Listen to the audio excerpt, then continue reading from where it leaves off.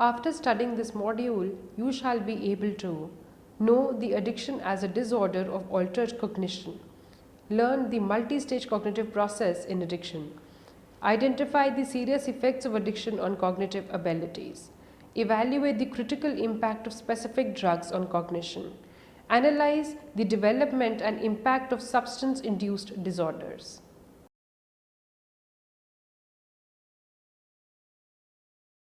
In the previous modules, we have been acquainted with the concept of addiction, daily life substances used for addiction, and various approaches in terms of models that have been used to explain the addictive behavior. In the present module, we will focus specifically on the cognitive effects produced by addiction. The text will emphasize on the role of cognition in causing addiction and how in turn cognition is affected as a result of chronic addiction. Hence, the cause and effect vicious cycle of addiction is highlighted in the present text. Also, the learners will be able to differentiate the effect of drugs on separate cognitive faculties such as memory, executive functions, etc. The effect of exposure to drugs at different periods such as prenatal exposure, adolescent exposure, and geriatric impact is mentioned in the text. The potential ability of drug addiction that leads to other physical and psychological disorders is also attended in the text. The development of substance-induced disorders such as depression, anxiety, personality disorders, psychotic disorders have also been addressed.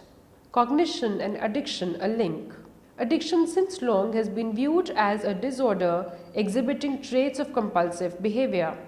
The obsession with drug and resultant compulsive act of acquiring drug anyhow, abusing it to reduce craving, dealing with anxiety in case of absence of drug, all seems to mimic behavior of obsessive compulsive disorder. However, the recent work on addiction has developed a new perspective to view it as a pathology arising from altered cognition. Literature reveals that brain areas involved in process of addiction like hippocampus, amygdala, prefrontal cortex control major cognitive functions such as learning, memory, perception, etc., which reinforces the addiction cycle. The continued use of addictive substances changes the normal of the functioning of these regions and produces cognitive transitions that maintain the addictive cycle. Addiction has also been viewed as incorrect SR learning, where the individual may develop pathological connections between the drug and environmental conditions that may promote addictive behavior. The chronic use of drug then may produce cognitive errors or deficits which may obstruct the ability of the individual to achieve complete abstinence. Addiction has been viewed as a multi-stage process. It occurs in two stages where at the first stage, individuals' social drinking turns into pathological drinking and alters the circuitry reward systems of the brain. Such changes produce pleasurable effects in brain and encourage the individual to engage in satisfying pleasurable impulsive activities such as eating or sex. At the second stage, the addictive process begins to crystallize and individual starts depicting clinically significant pathological symptoms such as withdrawal signs, inability to achieve abstinence, greater chances of relapse, cognitive deficits such as impaired judgment, attentional biases, etc. Therefore, the initial stage marks the formation of pathological drug-stimulus association that reinforces the drug use, and the later stage introduces changes in cognitive processes that support the cognitive cycle and inhibit process of abstinence. Hence, control at the very first stage may have better prognosis than attempts of correction at the second stage. Cognitive effects of addiction. First, formation of stimulus-drug association.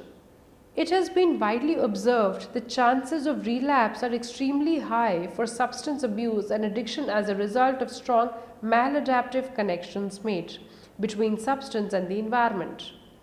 These environmental cues trigger the mental associations and serve as strong precursors to the addictive behavior.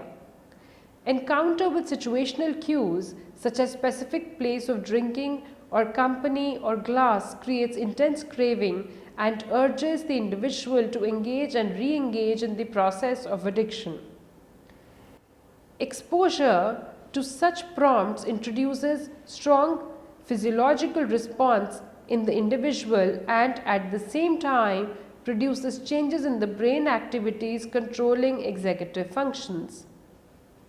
This phenomena is called conditioned place preference and has been well depicted in use of various drugs such as nicotine, cocaine, amphetamine, etc. The research on various laboratory animals such as rats has also confirmed the phenomena where the use of drug in one compartment of the cage elicits a physiological response of craving when brought back to the same cage. The association exhibits the process of classical conditioning where the cage or place acts as conditioned stimulus and acquires the capacity to biologically elicit the response of craving even in the absence of unconditioned stimulus, that is drug or alcohol. Such maladaptive learning prevents relapse and restarts the chain of addiction. As a result, complete abstinence to be achieved is a challenge. Hence, it also warrants the intervention programs to include clear instructions to the significant others of the addict to avoid encounter with any of such environmental cues, like for instance, in case of alcohol addiction after abstinence, the family of the patient is instructed to remove the glasses of alcohol and not to use any fragrance which may have alcohol in it, as it may act as a trigger to the strong cravings and initiate the cycle of addiction. Second, persistence of stimulus-drug association. The persistence of this stimulus-drug association has been found to underlie the process of addiction. Also, the chronic use of various drugs have been observed to influence the association and prevent relapse.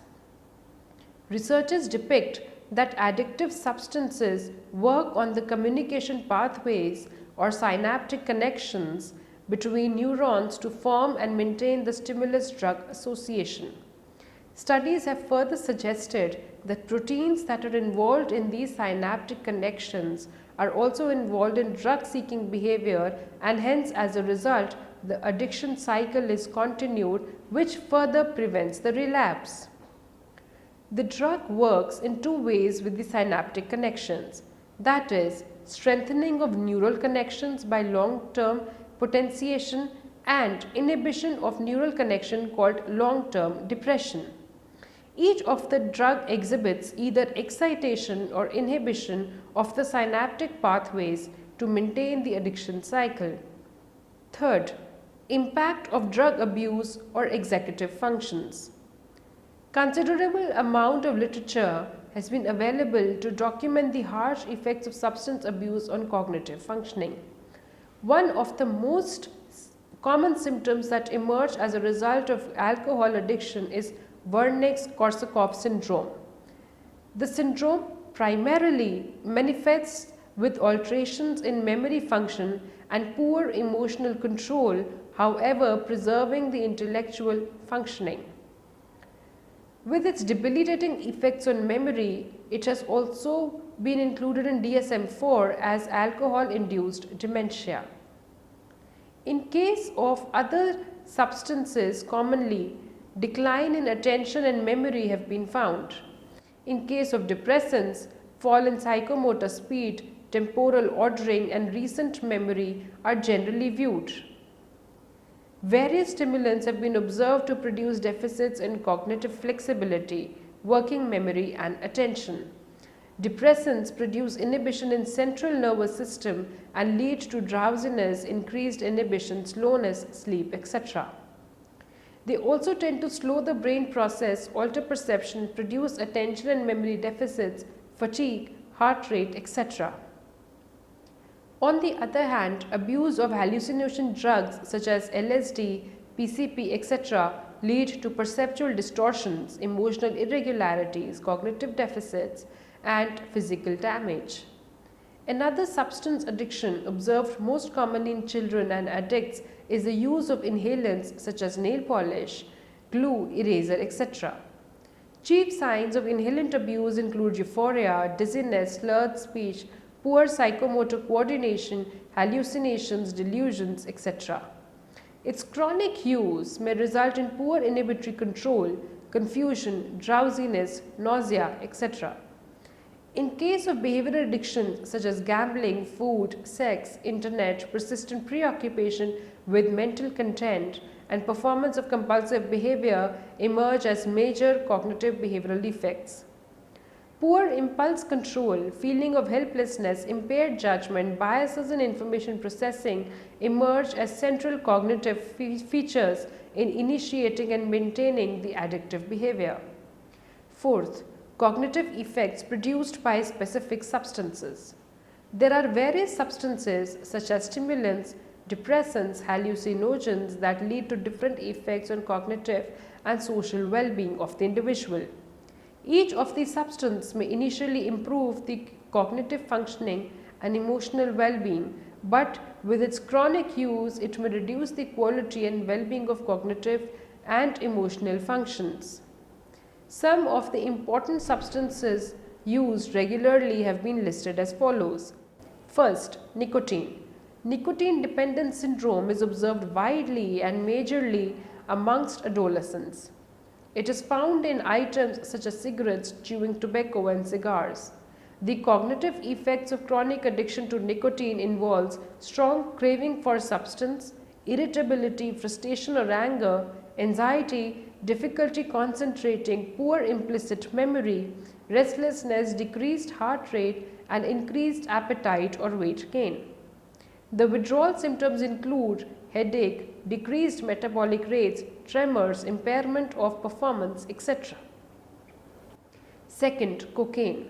Widely used as a stimulant, chronic addiction of the same involves serious cognitive deficits. Memory deficits have been observed in various psychological studies. Poor immediate verbal recall, recognition, and diminished working memory capacity emerge as significant memory impairments. Studies have implicated role of cocaine in inhibiting the generation of new hippocampus cells and that reduce the functioning of working memory. Deficiencies in learning and memory have also been in cocaine patients even after remission. Amphetamine. The psychostimulant drug has been observed to enhance cognition in hyperactivity disorder and other neuropsychiatric disorders. It has also been viewed to improve cognitive abilities in healthy controlled subjects. However, its chronic use has been associated with significant impairments in cognitive functioning. Poor performance on various cognitive tests have been viewed as a result of cocaine abuse. Impairments in memory have emerged as the most significant cognitive deficit, along with the reduced attention span, which could be attributed to the reduced neurogenesis of the brain and disruption of blood-brain barrier. Fourth, ecstasy. The widely available illegal drug in the category of hallucinogens is not for clinical use. The chronic use of this psychotropic drug is viewed to be selective and persistent damage to central serotonergic nerve terminals impacting the areas of memory and learning. This reduced activity in serotonergic and dopaminergic is believed to cause serious alteration in perception, hallucinations, mood and memory impairments. Decreased working efficiency, reduced appetite, sleep disturbances and diminished well-being emerge as important psychiatric deficits. Poor performance on tasks of contextual memory, spatial memory, working memory, set shifting and cognitive flexibility is observed as a result of persistent abuse of the substance. Fifth, opioids. The version of opiates such as heroin or morphine have depicted to result major cognitive decline. The illegal drug is observed to produce attention deficits and memory impairments. The effects manifest in reducing pain sensitivity and producing significant impairments in learning and memory. The drug works by altering the functioning of hippocampus and the prefrontal cortex. Also, it inhibits the neurogenesis, contributing to serious cognitive deficits. Sixth, barbiturates. These medicines were initially used by doctors to produce relaxation and improve sleep disturbances. But with the heightened use of the drug, they realized that it produces effects similar as coma or death. Since then, the use of drug was restrained and was replaced by benzodiazepine. The drug works by enhancing the functioning of inhibitory neurotransmitter GABA, which then relaxes the brain and calms the body. The symptoms of addiction include tolerance, impaired judgment, confusion dependence, psychosis, blurred vision, slurry speech, hypotension, poor psychomotor coordination, irritability, depressive mood, respiratory problems, etc. The long-term effects of the drug include interpersonal relationship problems, seizures, attention and memory deficits, coma, liver disorders, heart problem, and death as well. The withdrawal symptoms include delirium, convulsions, irritation, anxiety, sleep disturbances, hallucinations, general weakness, etc. Prenatal exposure to substance abuse. Prenatal period is believed to be the foundation stone of human life. The development of brain during this period is a continuous process and is extremely vulnerable to any type of injury, trauma, or harsh exposure such as alcohol or drugs. This vulnerability is not restricted only to the prenatal period but also extends throughout adolescence. Such exposures may seriously affect the normal development of the brain and may predispose the child to various physical and psychological abnormalities. Prenatal exposure to alcohol may produce grave effects such as mental retardation or greater susceptibility to other substance addictions as included in fetal alcohol spectrum disorders. This spectrum of disorder is viewed to be the most common cause of mental retardation and other psychiatric abnormalities in America and other developed nations as well. There is no dearth of literature to confirm deleterious effects of substance abuse in the prenatal period. In one research, the children of alcohol and drug abused mothers were compared with normal healthy controls. The results revealed significant deficits in children of exposed mothers in the area of language, articulation, impulsivity, and visual attention span. However, the two groups did not vary on the parameters of intelligence, manual dexterity, or sustained attention. Another analogous study validated memory and attention deficits in children with mothers who were exposed to marijuana or alcohol during pregnancy in comparison to children of non-drug exposed mothers. Prenatal exposure to stimulant drug called methamphetamine was highly correlated with cognitive deficits and altered brain formations. The children with prenatal exposure to such drugs were found to exhibit memory deficits in terms of long-term memory, spatial memory, and visual motor coordination. Changes were observed in the brain structure of parietal cortex and frontal cortex of young toddlers whose mothers were exposed with psychostimulants. Similar effects were also viewed in laboratory experiments on pregnant rats. The expecting mothers were exposed to methamphetamine and the babies were found to be deficient in spatial memory. The effects of prenatal nicotine exposure is as debilitating as any other drug but exhibits greater concern due to high prevalence of tobacco consumption amongst women. The prenatal effect of tobacco has been well correlated in children with changes in hippocampal and parahippocampal areas. The studies also confirmed reduced cortical thickness and structural changes of white cortical matter in children with prenatal exposure to tobacco in comparison with healthy controls. The prenatal exposure to tobacco has been observed to lead to lower grades of intelligence and attention deficit hyperactivity symptoms in exposed children in comparison to non-exposed children. The results of various studies have confirmed a difference of as much as 12 points in full-scale IQ of prenatally exposed children and non-exposed children. The probability of acquiring ADHD was 3 times higher in children with prenatal exposure to addictive substances. Similar results of harsh nicotine exposure have been viewed in rats, where it was related with reduced memory, related neural activity and changes in hippocampal area with both male-female rat babies. However, these deficits seem to persist only in male rats in later adulthood. Nevertheless, the cognitive deficits as a result of prenatal substance abuse seem to be grave in both humans and animals.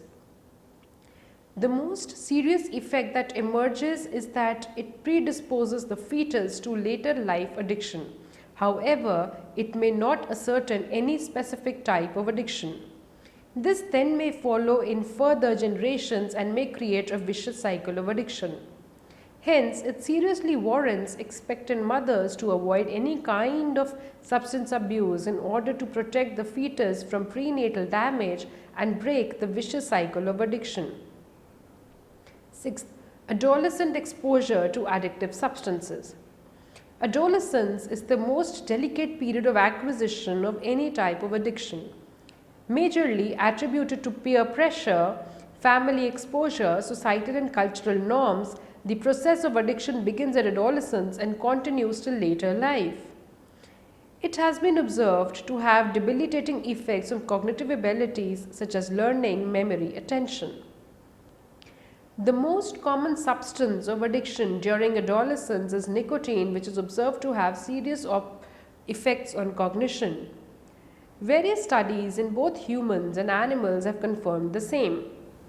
One study reported poor performance of adolescent smokers on tests of working and auditory memory, verbal comprehension and mental mathematics. However, most of the deficits seem to fade with termination of smoking, but deficits of working memory and oral mathematics seem to prevail till later adulthood. Even in rats, adolescent exposure to nicotine has been well correlated with poor visuomotor spatial abilities, impulsivity, attention deficits, and alterations in the medial prefrontal cortex. Various evidences have confirmed deficits in learning and memory of rats treated with nicotine. Some researchers have also demonstrated initial cognitive enhancement with use of nicotine, but later major cognitive decline with its abuse and tolerance developed by the body. Nicotine abuse has also been found to lead to various other disorders in later adulthood, such as depression or stress-related disorders, which act as further reinforcers to the process of nicotine addiction. Abuse of various other substances such as stimulants, hallucinogens have also been found to lead to various cognitive deficits of memory, attention and learning. Thus, exposure to each substance in adolescence should be controlled and underlying factors should be appropriately treated. 7th, substance abuse leading to other disorders. Abuse of drugs may cause serious cognitive deficits, and at the same time people with mental illness tend to abuse drugs at the most. As a result, drug abuse becomes a cause and effect of acquisition and maintenance of mental disorders. Smoking and schizophrenia have been observed to exhibit high comorbidity. The symptoms of schizophrenia cause serious cognitive defects in the areas of visuomotor coordination, intelligence, impulsivity, perceptual distortions, etc., and its comorbidity with nicotine causes further cognitive decline. Nicotine abuse has been observed to increase the occurrence of schizophrenia, specifically in patients who are predisposed to develop the disorder. In some other cases, it has also been found that patients of schizophrenia tend to smoke more as a result of side effect of antipsychotic medications. Further, in certain cases, they use smoking to enhance their capacity to deal with tough symptoms of psychotic pathology.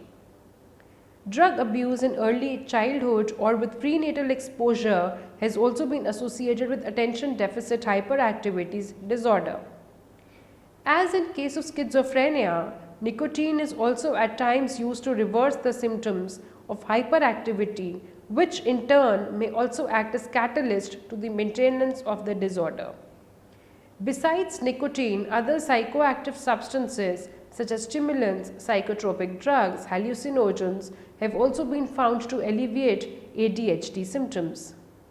During intoxication, drug abuse is also associated with precipitation of various substance-induced disorders such as delirium, anxiety, amnesia, depression, etc. Learning disability, exhibition problems in the areas of reading, writing have been found to occur as a result of drug abuse. Problems in the area of problem solving, decision making, following instructions are also manifestations of substance abuse. Personality disorders such as paranoid, narcissistic, borderline disorders have also been closely associated as both cause and effect of the drug abuse. Depression and bipolar disorder and post-traumatic stress disorder may precipitate as residual effects after abstinence. In case of geriatric population, higher sensitivity to toxic effect of the drugs on the brain is viewed. Also, at the same time, they tend to be more vulnerable to cognitive impairments such as dementia or amnesia as a result of drug abuse. Thus, the use of drugs not only causes physical harm but very serious psychological damage across periods of development. Be it prenatal period, adult life or old age, substance abuse has been well associated with cognitive decline. As the acquisition, the treatment of addictive behavior is equally complex and multifarious. It has to target the period of acquisition, type of drug abused, reinforcing factors of addiction, dealing with withdrawal symptoms, comorbidity of other pathologies, etc. Hence, each intervention module has to be completely customized in order to be effective. Summary. First, addiction is viewed as pathology arising from altered cognition. Second, specific brain areas involved in process of addiction like hippocampus, amygdala, prefrontal cortex control major cognitive functions such as learning, memory, perception, etc. Third, the addiction cycle focuses on changes in cognitive processes as a result of substance abuse and parallelly maintenance of addictive behavior as a consequence of changes in the cognitive abilities. Fourth, addiction can also be seen as maladaptive stimulus-response association where the individual may develop pathological connections between the drug and environmental conditions that may promote addictive behavior. Fifth, addiction occurs in two stages. At the initial stage, the stimulus-drug association is formed, and at the later stage, changes in the cognitive processes that facilitate addictive behaviors are introduced. Sixth, the second stage inhibits the process of withdrawal and reinforces the addictive cycle. Therefore, control at the first stage may have better prognosis than attempts of correction at the second stage. Seventh, maladaptive stimulus-drug associations such as environmental cues serve as strong precursors to addictive behavior. Eighth, the persistence of stimulus-drug association has also been attributed to synaptic plasticity exhibited by various drugs. Eighth, drug abuse has been related with serious cognitive impairments such as attention, memory deficits, difficulties in problem solving, decision making, impaired judgment, mood instability, impulsivity, etc. Ninth, substance abuse during prenatal period produces deleterious effects such as mental retardation, ADHD, learning disability in the developing brain of the fetus. 10th, adolescent exposure to drug is primarily attributed to peer pressure, family exposure, societal and cultural norms. It produces debilitating effects on cognitive abilities such as learning, memory, attention, judgment, etc. 11th, chronic drug abuse has been found to lead to various other psychopathologies such as schizophrenia, personality disorders, ADHD, learning disabilities, mood disorders, etc.